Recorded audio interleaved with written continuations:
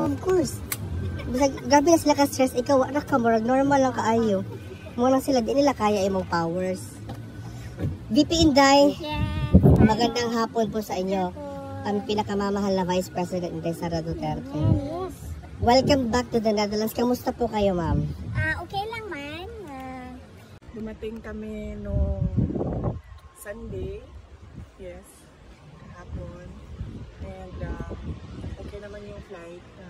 Medyo nakakapagod lang talaga yung biyahe kasi it's 16 hours na total flight time. Hi! How are you? Yes. So, ma'am, kamusta po ang aming pinakamamahal na inyong ama, dating Pangulong Rodrigo Duterte? Okay lang siya. Very good mood today.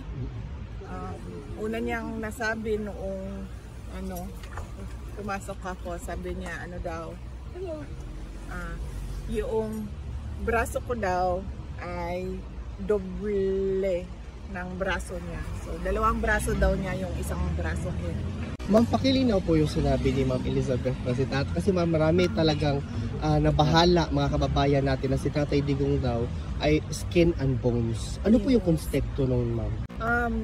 Pumayat siya ng sobra. Hindi niyo pa siya nakita ng ganito siya kapayat. Ganito siguro siya kapayat nung binata pa siya. So, laki ng pinayat niya. So, ito yung braso ko. Doble ma. So, doble is kalahati nito. Kalahati na lang nito ang braso niya. Pero health-wise, ma'am, okay naman siya, ma'am? So far, wala man siyang, tinanong namin siya kung may mga complaints siya, wala naman siyang nararamdaman daw. So, okay naman siya on that note. Kasi wala din naman siya sa hospital part ng prison. Nandun siya sa regular detention unit. Kasi lahat ng mga Pilipino, ma'am, talagang nagdadasal para sa speedy recovery ni PRRD kasi we are definitely more than willing to welcome him sa outside world. Oh yes, oo. Marami ang nagdadasal na sana ay mag-grant na yung ma-dismiss na yung kaso based on jurisdiction at hindi pa ma-desisyonan yun ngayon ay mabigyan siya ng impunity. Ma'am, meron bang mensahe si PRRD sa mga kababayan natin sa buong mundo? Sinabi niya na I did what I had to do for my country and I have no regrets sa mga ginawa. Ma'am, nasabihan niyo ba siya na hindi talaga titigil yung mga Pilipino sa pagsuporta sa kanya sa pagpapakita ng crisis? Nabanggit namin na nandito kayo. Nabanggit din namin yung walk for Duterte noong July 5 dito sa The Hague. Na-mention din namin yung run for Duterte sa Davao City at sa Cebu noong July 6. So alam niya. At saka yung upcoming July 19, ma'am. Oo. Ay, hindi pa. Tomorrow, babanggitin ko sa kanya yung July 19 at nabanggit ko din sa kanya na merong nagbigay ng merong nagbigay ng perpetual mass sa kanya. So, araw-araw merong nagdadasal para sa kanya. Ma'am, meron po kayong message sa lahat ng mga kababayan natin sa susuporta? Unang-una, syempre, ang mensahe ng pagpapasalamat. So, lagi, paulit-ulit yung pagpapasalamat namin sa ating mga kababayan sa buong mundo sa pagpapakita nila ng suporta at pagmamahal kay dating Pangulong Rodrigo Duterte. At naiintindihan namin yung pag-aalala nila dahil yun din yung pag-aalala namin dahil sa kanyang edad, dahil sa kanyang health. At naiintindihan din namin yung frustration nila sa kaso na ito dahil wala naman talagang basihan yung kaso. Kaya sana ay ma-dismiss na siya doon sa petition sa jurisdiction. Ma'am, on another note, ano po yung opinion nyo sa sinabi ni Senator Zubiri na yung impeachment complaint against you is a witch hunt pala? Witchcraft? Sorry. Witch hunt. Dili di siya witchcraft. Mo ginatinuod yun na kay ginabarang na yun ko, ma'am. No? Because you're a diamond, ma'am, it's just nag-bounce back lang sa ilha, ma'am. Because God is with us. Correct. Dili po nalayo ng witchcraft na ba? Kay doon na ako niabot na gyud sila sa witchcraft sa ilahang kuan. Sa ilahang kagustuhan na Ma-impeach ka, ma'am. yes, matanggal ko sa pwesto at I'll be out of their way. Wala ko'y ang witch hunt, well, obvious naman na, no? Makita ninyo ito. Unang-una, makikita ninyo nung budget hearing last year, no? Na ang lahat ng tanong nila ay tungkol confidential funds lang. Meron lang silang inutusan na magtanong konti about sa budget proposal ng OVP na wala namang confidential funds, pero lahat ng tanong nakikita nyo, nagbabasa sila ng script at lahat yon confidential funds dahil doon nila kinukuha yung information nila na pang-atake, at ngayon nalaman natin doon din pala nila kukunin yung information nila para sa impeachment. At kung maalala ninyo, ang presiding member ng House noon ay si Congresswoman Stella Kimbo, at sinabi niya talaga on record na let's stick to our plan. Klaro yun.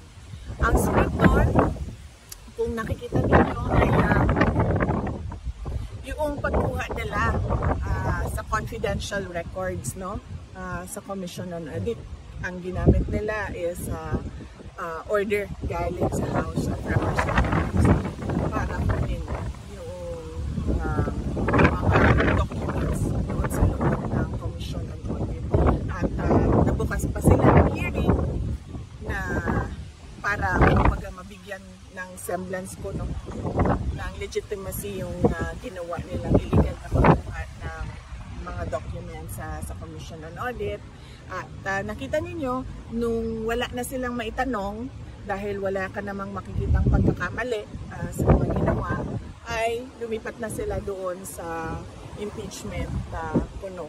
At nakita ninyo, doon sa impeachment puno nila, nakaapat sila na articles of impeachment dahil hindi nila talaga magawang mabuo ng isang complaint na makatotohanan at meron talagang mga credible na evidence.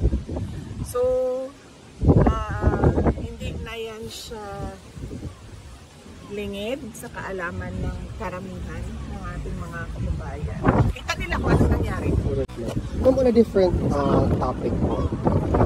Okay lang. Ma'am, my question kasi is that tinanong ko kay Attorney Kaufman, ano ang reaction niya sa sinabi ni Secretary of Justice Remulla na allegedly na-destroy nila yung evidence kaya hindi na sila makapag-file doon sa local court sa Pilipinas and they're ceding the issue or the situation dito sa ICC. Sinabi ni Attorney Kaufman po na as far as destroying evidence is concerned, wala pong ginawa si PRRD because that is a criminal offense.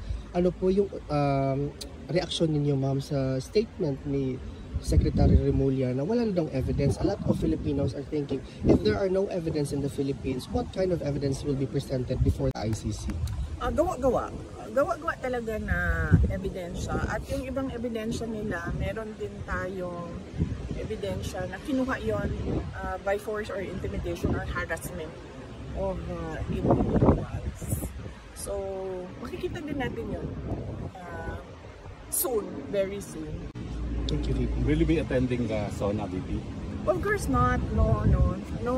SONA for me. Kasi confirmed na yung ano natin, Korea natin na Filipino community natin. Bukod po dito sa The Hague, do you intend to visit other places in Europe this trip? Wala po. Dito lang kami sa Hague, sa duration ng duty ko.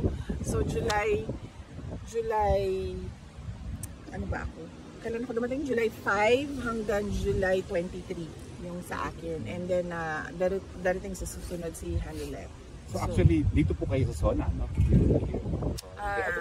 Hindi. Oo. Kasi July 23 ako alis ng Hague. So dito lang kami. And kasi inaano namin yung 4 days a week na kasi yung bisita. So, minamaximize namin yung grant ng detention unit na 4 times a week pwede mag-visit. Your reaction po na gobyerno ng Pilipinas ang gagastos para sa 4 na witnesses by way of cooperating with the ICC? Well, nakakalungkot.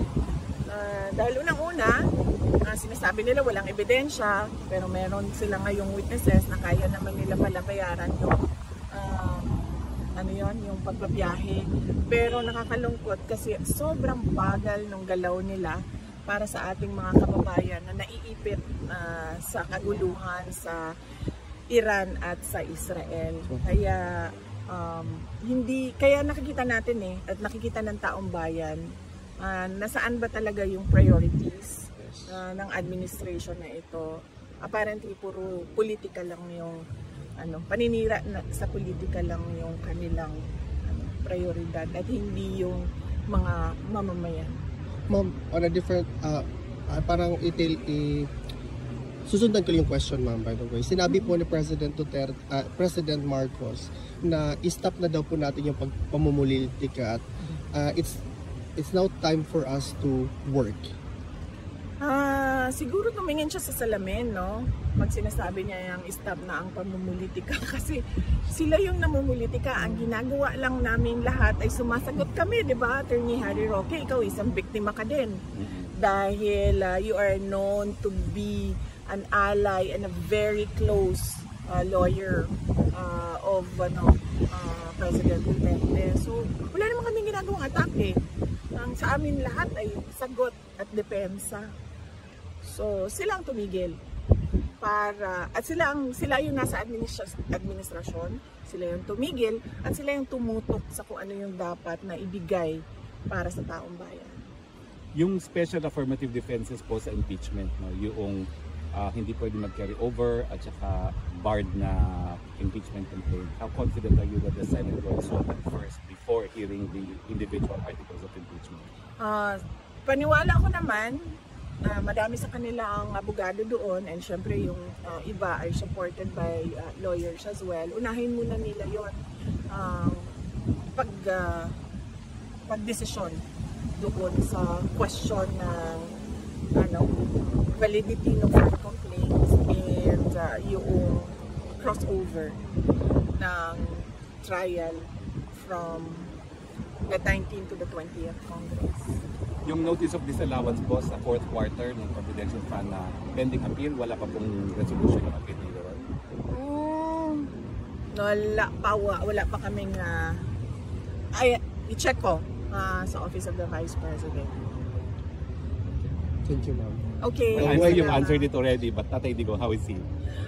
So si PRD, kanina ipa-expound kung ano yung skin and bones, payat siya at sobrang payat niya na hindi niyo pa siya nakita na ganito kapayat. Siguro nakita ko siyang ganito kapayat nung binata pa siya and sa photo nung binata pa siya. Yung kanyang braso ay kalahati lang ng braso ko. So ganyan siya kapayat. But para sa akin lang he looks good na payat siya kesa sa yung malaki ang tiyan, tapos parang unhealthy tingnan at mukhang nakakatakot para sa kanyang heart. So I like him this way, medyo slim. Pero nabanggit nyo yung baho sa kanya na naaabala yung mga supporters niya na mabilis ang pagbayad niya sa buhay. Oo, nabanggit ko din na yun sa kanya. Sabi ko nga kanina, naiintindihan namin yung concern. Because ang is yung pagpayat niya ay hindi naman niya kagustuhan dahil talaga yon sa appetite, loss of appetite niya. Siguro sa mga pangyayari and of course siguro kasi hindi traditional Filipino food yung niya, nakasanayan. Yung mga pagkain Pilipino na nakasanayan niya, hindi yung yun ang meron dito para sa kanya. One more last question po, please.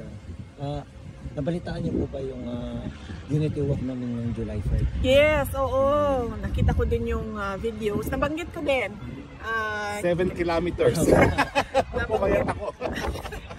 nabanggit ko din kay Ayos na. dating Pangulong Duterte yung Unity Walk July 5 dito sa The Hague.